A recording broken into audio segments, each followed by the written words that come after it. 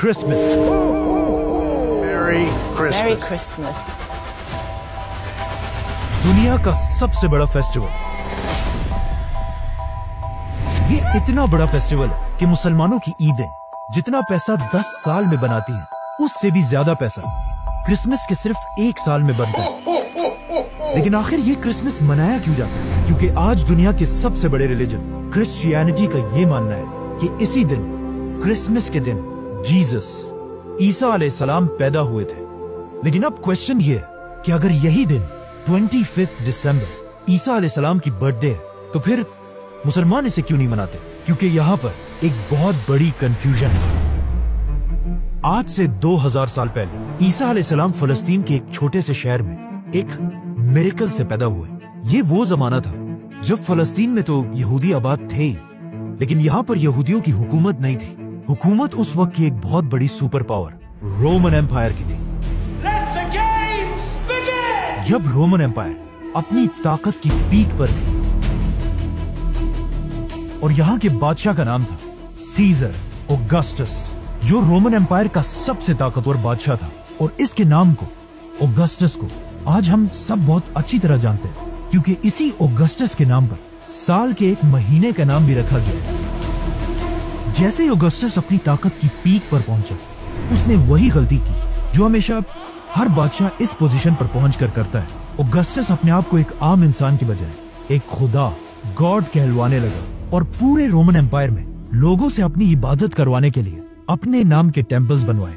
अगर हिस्ट्री को देखा जाए, जब भी कोई शख्स इस लेवल की ताकत तक पहुंचता है, तो अल्लाह उसके गुरूर को तोड़ने के लिए बिल्कुल मूसा अलैहिस्सलाम की तरह एक माइटी प्रॉफिट भेजता है। तो इसी सीजर ऑगस्टस के दौर में ईसा अलैहिस्सलाम पैदा हुआ। ईसा अलैहिस्सलाम भी यहीं पर रोमन एम्पायर के अंदर फलस्तीन में यहूदियों के साथ बड़े हुए। लेकिन ईसा अलैहिस्सलाम बचपन से अपनी एज के बाकी सारे नॉर्मल बच्चों से बहुत ही डिफरेंट थे, क्योंकि बचपन में एक बार ईसा अलैहिस्सलाम अपनी माँ मरियम के साथ एक बाजार में घूमते घूमते कहीं गायब हो गए और काफी ढूंढने के बाद भी वो पूरे बाजार में कहीं नहीं मिले। तो आखिर उनकी माँ उन्हें ढूंढते ढूंढते यहूदियों के एक टेम्पल की तरफ गई, जहाँ पर उन्होंने देखा कि यंग ईसा अलैहिस्सलाम उस वक्त के बड़े यहूदी उलमा के साथ डिबेट कर रहे थे। और उनके क्वेश्चंस को सुनकर यहूदी स्कॉलर्स के चेहरे बिल्कुल गुस्से से भरे हुए थे, क्योंकि उनके सामने ऐसे क्वेश्चंस करने की अब तक किसी में जुर्रत नहीं थी। इसी तरह ईसा अलैहिस्सलाम फलस्तीन में बड़े होते गए और आगे जाकर उन्हें अल्लाह की तरफ से एक बहुत ही यूनिक पावर मिली, जिसमें वो किसी भी बीमार शख्स को सिर्फ एक उंगली के टच से बिल्कुल ठीक कर देते थे। और अपनी इस पावर को यूज करके ईसा अलैहिस्सलाम गरीब लोगों की मदद करने लगे। और जैसे जैसे लोगों को ईसा अलैहिस्सलाम की इस ताकत का पता चला, तो वो दूर दूर से ईसा अलैहिस्सलाम के पास आने लगे। और इसी तरह आहिस्ता आहिस्ता ईसा अलैहिस्सलाम की पॉपुलैरिटी पूरे फलस्तीन में फैलने लगी। आखिर ईसा अलैहिस्सलाम इतने फेमस हो गए कि वो जिस भी शहर की तरफ जाते थे, वहाँ के सारे लोग उन्हें वेलकम करने के लिए उस शहर से बाहर निकल आते थे।